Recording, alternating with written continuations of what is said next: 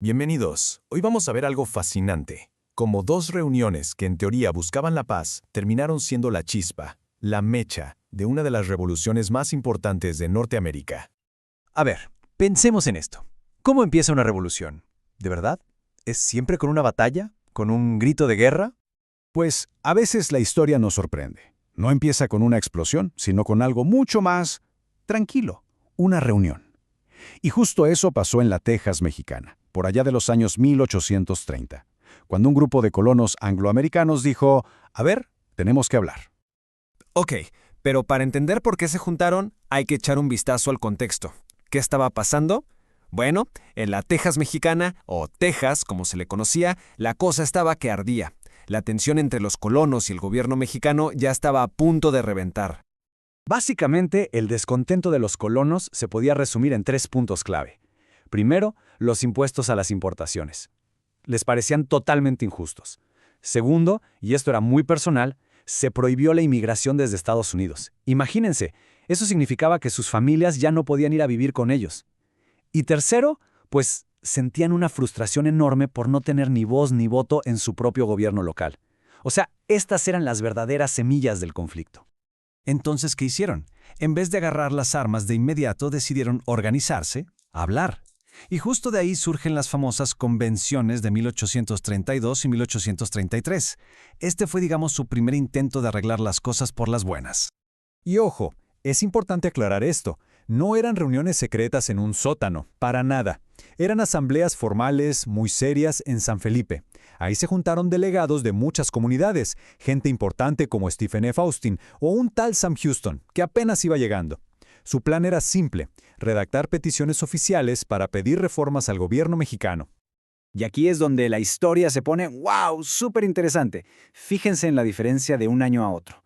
En 1832 pidieron 3 cosas: quitar la prohibición de inmigración, bajar los impuestos y, muy importante, que Texas fuera un estado separado dentro de México. Bueno, llega 1833 y no solo repiten las mismas peticiones, sino que suben la apuesta, y mucho. Redactaron su propio borrador de constitución estatal. Esto es clave, porque nos muestra un cambio de mentalidad brutal. O sea, ya no era solo, por favor, déjenos hacer esto. No, ahora estaban presentando un plan súper detallado de cómo querían gobernarse. Era como decir, miren, así es como creemos que debe funcionar Texas. Prácticamente estaban escribiendo sus propias reglas del juego. Ok, tenían las peticiones, tenían su borrador de constitución. Ahora alguien tenía que ir a la Ciudad de México y presentarlo todo. ¿Y quién fue el elegido? Pues el hombre que de alguna manera había iniciado todo esto, Stephen F. Austin. Y bueno, ese viaje lo cambiaría todo. Y lo que pasó después fue, la verdad, un desastre diplomático total. Piénsenlo como una obra en 3 actos. Acto 1. Austin llega lleno de esperanza y entrega los documentos. Acto 2. El gobierno mexicano le dice que no a casi todo y sobre todo al tema de que Texas fuera un estado.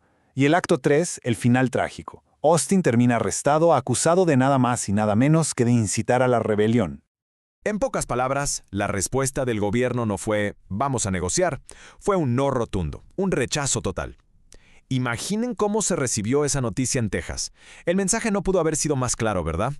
Y es justo en este punto donde la historia da un giro del que ya no hay vuelta atrás. El fracaso de la misión y, sobre todo, el arresto de su líder más respetado fue la chispa que faltaba. De repente, ya nadie hablaba de reforma. La palabra ahora era otra, mucho más radical. Miren qué cambio tan drástico. Antes de que arrestaran a Austin, el objetivo era claro, reformar, pero sin salirse de México. ¿Cómo? Con política, con peticiones. Pero después del arresto, todo cambió. El objetivo se convirtió en revolución. Y el método, pues, el conflicto y la independencia. Este fue de verdad el punto de no retorno. Es que para muchísima gente en Texas, el arresto de Austin no fue solo una injusticia, fue el final de la esperanza. Fue la prueba de que ya no se podía arreglar nada hablando. Fue como si le cerraran la puerta del diálogo en la cara, ¿y qué quedaba? Pues solo quedaba otro camino. Entonces, ¿con qué nos quedamos de todo esto? Con una idea bien importante, que mucho antes de la famosa batalla del Álamo, antes de que sonaran los cañones, hubo acción cívica. Hubo gente que se reunió, que escribió peticiones, que intentó de forma organizada cambiar las cosas por la vía política. Y aunque al final estas convenciones no lograron su objetivo, nos dejan un recordatorio increíble. El primer borrador de una revolución muchas veces no se escribe con pólvora, se escribe con tinta.